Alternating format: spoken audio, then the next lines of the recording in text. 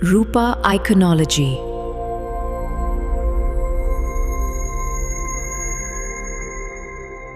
भगवान शिव की कृपा किसको कहते हैं, उदारता किसको, करुणा किसको, दया किसको। अपाला शिव की साधना से कुशाश्व के साथ में उसका विवाह हो गया, कुशाश्व के साथ में परिणाम है। अब जरा विचार करिए कि शरीर में चर्म रोग हो और विवाह हो जाना कितना कठिन है, पर उसकी कृपा जब होती है सब कार्य अपने आप होने अपने। सोचो नहीं वो भी हो जाए तो समझ लो शंकर जी की बड़ी उदारता है, शिव जी की बड़ी कृपा है। जो सोचा नहीं तो भी हो गया। आप में से कई माताएं भाई ऐसे होंगे जिन्होंने सोचा नहीं होगा कि हम क्या इतने करीब में बैठकर शिव महापुराण की कथा सुनेंगे, उसकी उदारता हो जाए तो समझ लो। सोचा ही नहीं तो भी हो रहा है। प्रभु आपकी कृपा से सब करते हो भोले बाबा, मेरा नाम हो रहा है भोले आपकी कृपा से सब काम हो रहा। सोचा ही नहीं तो भी हो रहा। अपाला का विवाह हो गया, चलिए विवाह कर अपने पति के भाव पर शरीर में रोग और बढ़ता चला गया। चर्म रोग इतना बढ़ गया कि शरीर में गंध आने लगी। पति ने ले जाकर उसको जंगल में छोड़ दिया। मेरे पिता ने मेरे साथ धोखा किया। अपाला हाथ जोड़कर कहती है मेरे पिता ने धोखा नहीं किया। पिता ने तो कहा था मेरे शरीर में चर्म रोग है, पर आपने कहा कि सुंदर मैं विवाह करूंगा। करा वो बड़ा धक्का देकर निकाल दिया। वाह, जंगल में घूम रही अपाला, कहाँ जाऊं। अपाला को लगा कि मैं कहाँ जाऊं, पति ने निकाल दिया, वन में छोड़ दिया, कहाँ घूमूंगी, शरीर में रोग है सब क्या। चलिए और अपाला चलिए एक काम करती हूँ, अपने पिता के पास जाता। पिता अपाला अंत ऋषि की कुटिया में पहुंच गई। मानसूया ने देखा बेटी तेरा तो मैंने विवाह कर दिया था, तो अपने पति के घर चली गई, फिर यहाँ कैसे आ गई। माँ पति ने निकाल दिया, वन में घूम रही थी, कहाँ जाती तो आपके पास। माँ ने तुरंत कहा क्या चिंता करती है, यहाँ रहे माँ, शरीर में चर्म रोग बढ़ गया है, गंध आ रही है, सब दूर हट जाते हैं, क्यों टेंशन, क्यों चिंता। अंत ऋषि आ रहे थे स्नान कर। अपाला को देखा बेटी तू यहाँ, हाँ पता, शरीर में रोग बढ़ा, पति ने छोड़ दिया, यहाँ ही क्यों चिंता करना। तू इतना सुंदर वेद रखी है, इतना सुंदर वेद की रचना करती है, इतना इतना तेरे में विद्वत्ता है, एक बार पढ़ ले, एक बार अगर अध्ययन कर ले तो तुझे याद रहेगा। अब दत्तात्रेय भगवान की बहन है अपाला, चंद्रदेव की बहन है अपाला, दुर्वासा जी की बहन है अपाला, कोई साधारण की विद्वत्ता में पढ़ती। वेद की ऋचा जब बना सकती है, वेद की जब ऋचा को तैयार कर सकती है, सूत्र तैयार कर सकती है, तो वो साधारण नहीं हो सकती। अब अंत ऋषि ने देखा कि बेटी का शरीर बहुत बिगड़ा, रोग बहुत ज्यादा हो गया, चर्म रोग बहुत ज्यादा फैल गया, क्या। अब अंत ऋषि ने कहा कि बेटी क्या तूने, इंद्रदेव ने कहा था तो तुमने क्या शंकर भगवान की साधना नहीं करी। करी, मैंने कब करा, साधना करी, उसी से तुम्हारा विवाह हुआ था। ये शरीर में रोग। आखिरी में इंद्रदेव स्वयं कैलाश पर्वत की ओर चले गए, अपाला को देखकर कि इसका शरीर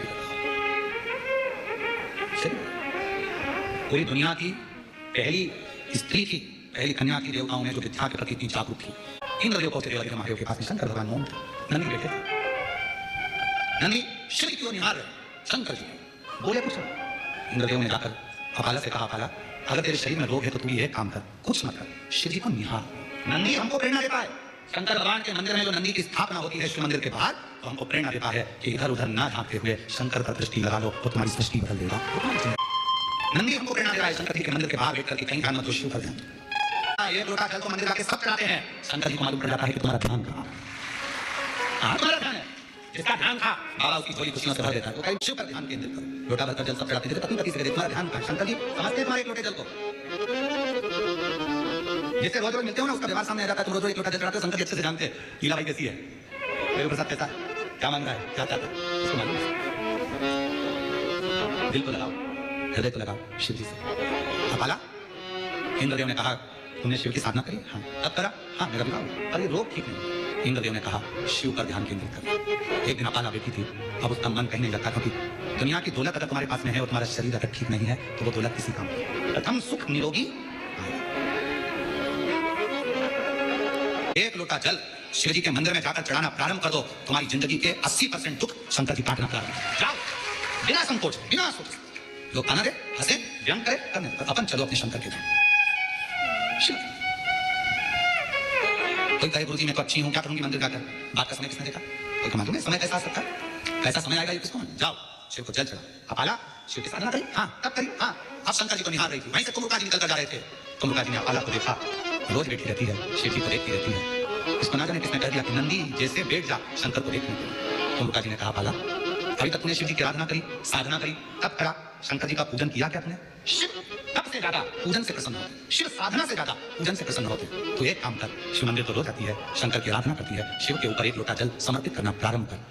चल हाँ अपाला ने एक लोटा जल चढ़ाना चालू करा। इंद्रदेव भगवान शंकर के पास पहुंच गए, शिव के नेत्र खुले हुए थे। शिव जी से प्रार्थना करी, मेरी बेटी है अपाला, वो बेटी अपाला जिसने रचनाएं करी हैं, वेद और शास्त्र उसके कंठस्थ हैं, वो अपाला चर्म रोग से ग्रसित है, कुछ करुणा करो। शंकर भगवान को कुछ नहीं बोले और इतने में नंदी ने कह दिया, अपाला कल शिव जी को जो जल चढ़ाएगी, चढ़ा हुआ जल इंद्रदेव तुम झेल लेना, उस जल को अपाला के शरीर पर डाल देना, उसका चर्म रोग समाप्त हो जाएगा। और अपाला जल चढ़ाई। हमने एक बात कही थी, आप लोगों के स्मरण में देखी नहीं, हमको नहीं मालूम, याद होगा आप जरूर बताओ। शिवलिंग है, जलाधारी है, ये शंकर जी, जलाधारी पार्वती जी, जल बहता है यहाँ गणेश, कार्तिक, अशोक सुंदर। बोला था ऊपर जो जल बहता है वो शिव जी की 5 बेटियां, जया, विशाला, शांतिवारी, द्रौपदी। जो जल बहकर जाता है, जिसको लांगा नहीं जाता, जहां से जहां तक जल जा रहा है उसकी दूरी पर सबसे पहला स्थान इंद्र का, वरुण 33 कोटि देवता उस जल को लेने के लिए खड़े रहते हैं। ये जल इंद्र ने झेला, ये जल, और वो जल झेल कर इंद्रदेव ने अपाला के शरीर पर डाल दिया। जैसे ही डाला, अपाला समझ नहीं पाई, यार हल्की सी पानी की बूंद कहां से।